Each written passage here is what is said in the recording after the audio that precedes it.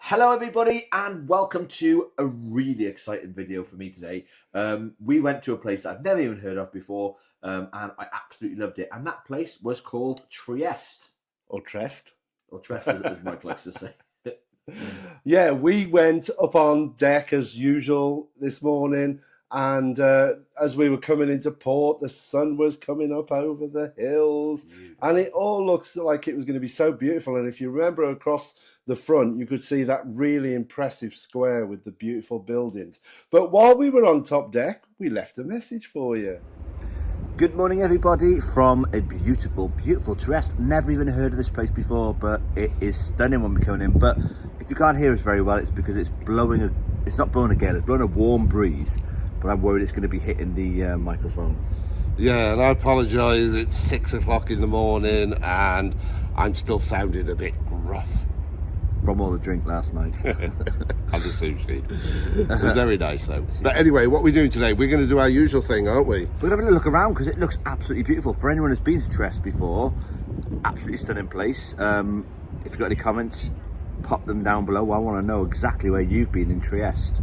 And if you haven't been to Trieste before... Trieste? Where's Trieste? I don't know. It was easier to say. If you haven't been to Trieste before, then hopefully we'll get to show you around a little bit of it. So, as you can see, Trieste is absolutely beautiful and not like any other city or town we've been to so far on this trip. I was absolutely gobsmacked because I love London and I love big cities like that, and Trieste sort of had that vibe about it. So I was really, really looking forward to go out and explore. But before we do any exploring, we had to hit breakfast. And once again, we went to the Latitude. Vista. I keep saying Latitude, I don't know why. Vista. Well, they're all one big restaurant. It's just half and fair, half, yeah, isn't it? It is. But yeah, we loved our sit-down breakfast, served breakfast in Vista. It was our go-to, wasn't it? Always is. Always a nice breakfast there. And of course, while we were there, we had a captain's message. Yes, we did. Hey, very good morning, ladies and gents, Captain from the bridge. For those of you who wish to go ashore, you can do so now if you wish to do so. Okay, so once we'd heard the captain speak and we'd had our breakfast, it was time to disembark the ship. Now, Trieste is a little bit different. It's one of the ports that we've been to that you had to have your boarding card, obviously your little Marella card, and your passport. And they do check them, so you have to go through the security there to get off the ship. But it was so simple once off the ship, because once off the ship, you were slap bang in the middle of that city. Yeah, it was definitely one of the easiest to walk to. It was good, and that massive maritime square that they had there, you know. But something was going on. I don't know what was going on there at the time. Well, I think they'd had a concert or something previous to us arriving, and they were in the process of taking the scaffolding and I think the seating down. I think it was bigger than a concert, Mick. I think it was more like a festival, because Do you think? there was many stages. So there was one in that maritime, there's one around the corner in a different square. There was stuff going on everywhere. So But that was our first point and call, wasn't it? We came out the boat, out the port, and the port building itself was nice. You got a good view of the ship there as well. And then we walked on down to that square. And I think it's got the city hall there. I think it's government building there. There's a really nice hotel. it was a shame that all the scaffolding and stuff was there, because I think that place, if it wasn't there, the scaffolding would have been absolutely stunning. Oh, I think so. And with the sun out, it was just so beautiful. Okay, so anybody interested, the square when you get off the boat is called the Unity of Italy Square, and it houses some amazing architecture. Did you see that massive clock? Yes, and the statue. I said clock. Wasn't there a fountain? There was a fountain. It was beautiful. There was also all sorts of architecture. I don't even know what period the architecture is, because it's like, I know that Trieste is a little bit different. It had many centuries in the Habsburg era. Yeah, but it's obviously Roman very early. I think there's a lot there, a lot of Slovenia as well, influence there as well. So it's got a lot of rich culture about it. But that square had a beautiful view out to the sea as well. It was a very picturesque square. I think at one point it was Northern Italy's biggest seaport, I think, but don't quote me on that one. But anyway, moving on, we wanted to explore around because there was so much to see and very little time to see it all in, because we were only there for a half day. We had to get back for our dinner and set sail. So off we went on our jolly trots to find some things. Okay, so turn the corner to the left from the main square, and we found another square where the Piazza della Borsa building was. Yeah, massive beautiful columns, building. but it also had a fountain out the front. Can you remember what the Yeah, fountain was called? Neptune's fountain. And what was it famous for? And you know, they used to do the washing in that fountain. That's what it was famous for. Yeah, that's what it's famous for. They used to do the washing in it. They did. It wasn't massive though. It wasn't a huge fountain. No, They must have struggled to get around it. They only had smalls. Anyway, moving on past there. Well, I thought it was funny. We were really thirsty, and we really wanted to drink. And me being the total cultural freak, I loved the look of these Aperol spritzes that everybody has in Italy all the time. I think they were invented there. Again, don't quote me on that. So I wanted to source out an Aperol spritz. Yeah, so we got to a little cafe. We sat outside and we ordered 4 Aperol spritzes. And I'd never had one before. So I didn't really know what to expect. If I remember, didn't we have an Aperol spritz and a cold drink, like a normal can? And it was really cheap. I remember it being really cheap. I can't remember. Oh, I can. I remember this bar. Don't ask me where it is, but it was so cheap. We had an Aperol spritz and a cold drink each, and it was probably about, I'd say, 10 quid for the 4 of them. I don't know. You paid. So we finally got to try Aperol spritz, and what did you think of it? It was absolutely disgusting. Didn't like it at all. I didn't like it. It tasted bitter. I'd be having another. I thought with the massive orange, it was going to taste really orangey, but it looked lovely. It looked great. I thought, wow, can't wait to try this. But no, not for me, no, and not for you, obviously. No, but do you remember just before we had the Aperol spritz, there was a Roman amphitheatre that we sort of came across. Yes, do you remember it? Yes, it was. It looked quite small, but apparently it could hold 6,000 people. And it dates back to 1 AD, the Romans. So I wonder if they had fight to the death in there. I would have thought so. It's Italy, isn't it? Fascinating, though. Okay, so not only is there an amphitheatre, there is so much more to discover about Trieste. And we found the place called the Grand Canal of Trieste, and it was absolutely stunning. It was so Venice-like, wasn't it? Oh, just temporarily. I mean, I love Venice, and just temporarily, I could have been there. It was amazing. It was like going back to Venice. You weren't far from there. I'm pretty sure there's a trip from Trieste you can do. Yeah, you can Marella go to Venice. Venice, yeah. But that influence is there, and it was really pretty because there was such lovely architecture around, a nice big theatre right at the top, lovely boats. Beautiful church, and then you've got boats. Bars, restaurants, that sort of stuff. It was a beautiful area, and we strolled along the canal, didn't we? So if you get a chance to go there, as you come off the boat, take a left, walk down about 200 metres, probably not that far. If you go past the square that we sort of talked about originally and carry on going on that road, then you'll come to it. And we say that because it's quite a hard city to navigate, and there's a lot of little twists and turns. But the good thing about Trieste is it's full of the stuff that we love in the UK. So loads of shops, like the branded stuff that we buy, like they got Gap, Benetton, all that sort of stuff there. And the architecture was just beautiful. Every turn, it was just something different. Beautiful, spectacular. Okay, so I wanted to go to the Scala Gigante. That's right. It was the stairway to the fort, wasn't it? It was. So we were heading en route there, but unfortunately, we lost 2 of our friends, Mark and Jack, because one of them, mentioning no names, lost their boarding pass. But anyway, that took them out of the game. So Mike and I went on alone. We did, however, find at the bottom of these steps a McDonald's. So we thought we'd treat ourselves to an Italian McDonald's, and it was lovely. Oh yeah, it was. It was just the same as here, but because we needed the energy to climb the absolute mountain of steps that we were about to come to. Yeah, I'm not used to it. Nor was I. I do remember, though, however, before we start off, there was an absolutely beautiful archway tunnel. The road went through, so the steps went around that and up to the top. But there's a lovely lots of road tunnel. And there was a fountain, wasn't there? But it was very poorly kept. Yeah, that was sort of like the steps are stunning, but I don't think the Italian government have done much to sort of maintain these steps. It was a little bit. It was a shame because the rest of the city was so beautiful. Yeah, so I struggled up the stairs because they were quite steep and with my chest. So it was quite difficult, but I tried to take a shortcut through a little park, and I think it helped a little bit. So I avoided a few steps. But how amazing were those panoramic views? Oh, the views from there were beautiful. And of course, because we were going constantly uphill to get to this fort, the Castello di Giusto. Oh, he's had a look. I Castello del Giusto. think it is. Yeah. Yeah. Yeah. But anyway, before we even got there, Michael couldn't see the panoramic views because he couldn't breathe. So if you are going to go there, just be mindful.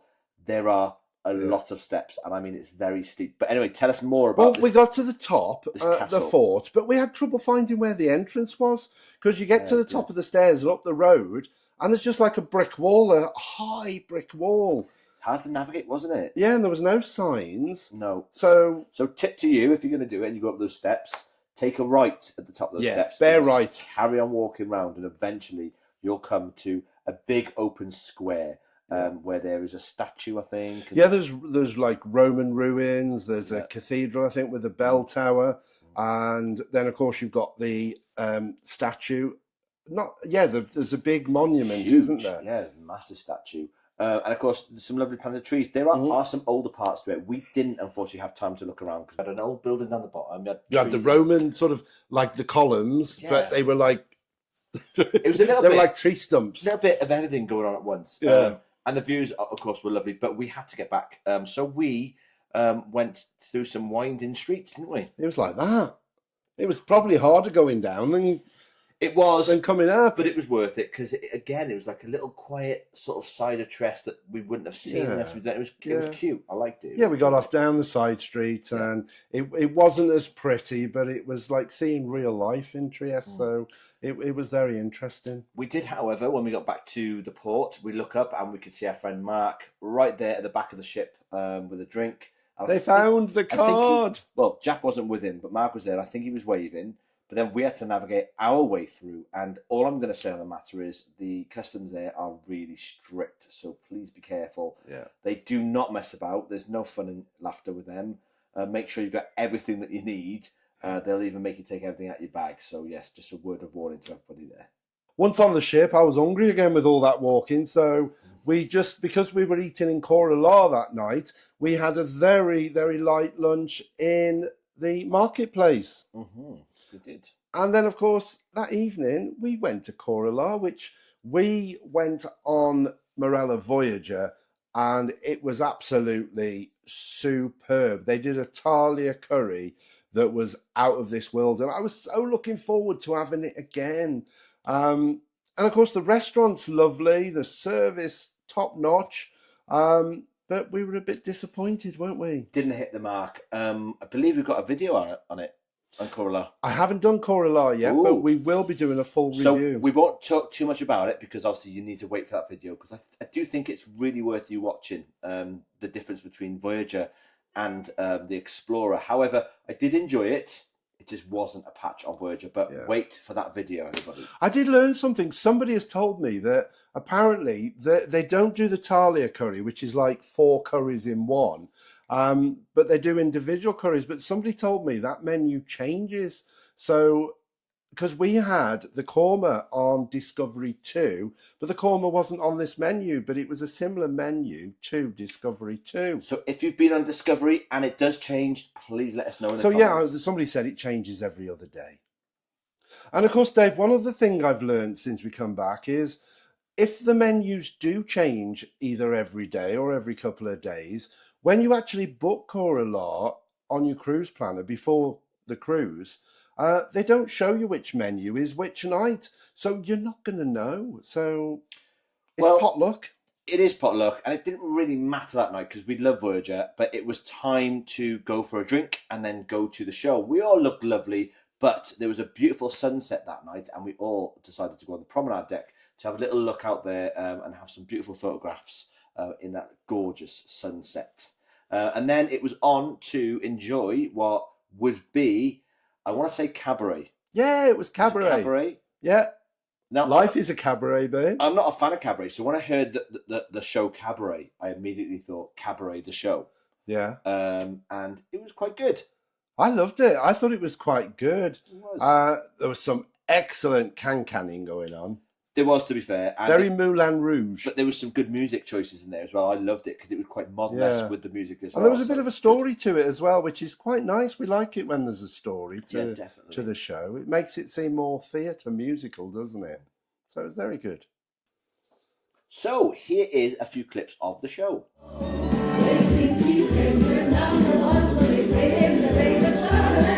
They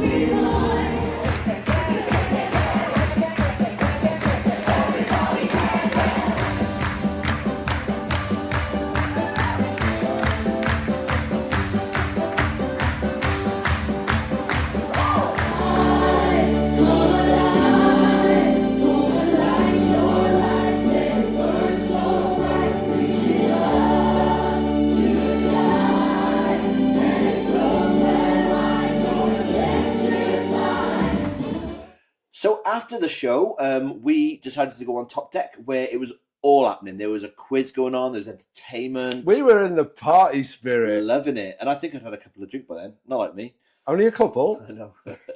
But no, it was really good. The showcast team and the entertainments team were doing some sort of like mad interactive quiz where people were on stage. Yeah, it was funny. involving the audience. To win those Marella flip-flops. Oh, yeah, flip-flops. They were giving flip-flops away. But can you remember, we actually started speaking to a gent up on top deck. Oh, yes. A big shout out to Alan and his brother Tony, who we met on deck 12 during this party.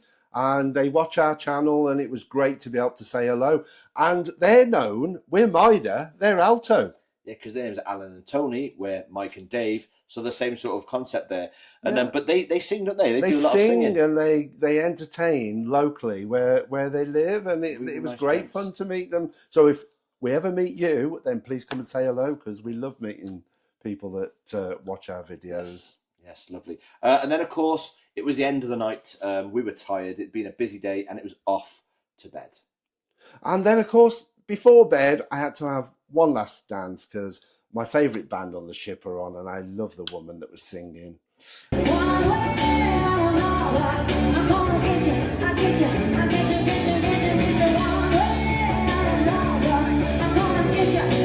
And then we danced a little and off to bed. We did. That was Trieste. I'm going to say in a nutshell because I love that word. So if you've enjoyed our videos, guys, thank you so much for watching. Please tell your friends. Remember to like and subscribe. Click that little bell below for future content. And just remember that subscribing doesn't cost you anything. It's an awful word. It just helps us out, promote our channel. And of course, tomorrow, my favourite stop of the whole cruise. We are in Kora. Now, you've got to tune in and see Kora. It is amazing. The sailing, it's definitely somewhere you want to be up on deck watching the sailing. It was so pretty. I was petrified because I'd seen so many changes in Marella itineraries to take them away from Kora to go to, what's the other place they go to? It's another place anyway. That's not Kora, and I'm so glad we got to go because keep your eyes for that video. It's amazing. Oh, my daredevil side came out. I did something very daring. So did Mark. I screamed all the way around, but we'll show you. We'll show you on the next one. You're gonna enjoy it. Yeah, it's an amazing place. So take care, everyone, and happy cruising. Happy cruising.